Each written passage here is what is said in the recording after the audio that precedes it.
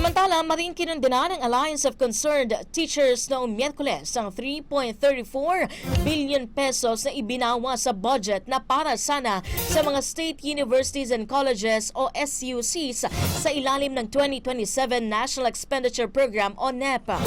Sa pahayag ni Chairperson Roby Bernardo, habang ani ay pinagdudusahan ng SUCs ang bawas budget, 10.8 billion pesos naman ang naging alokasyon para sa Confidential and Intelligence Fund o CIF, na 4.46 billion pesos o halos kalahati ay mapupunta pa lang sa Office of the President.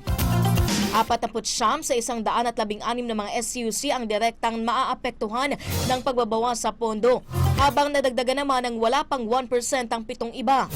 Ang Universidad ng Pilipinas ang may pinakamalaking pondong ibinawa sa halagang halos 2.95 billion pesos na ikalulumpo rin ang serbisyo ng Philippine General Hospital o PGH, ang pangunahing tertiary medical facility ng bansa.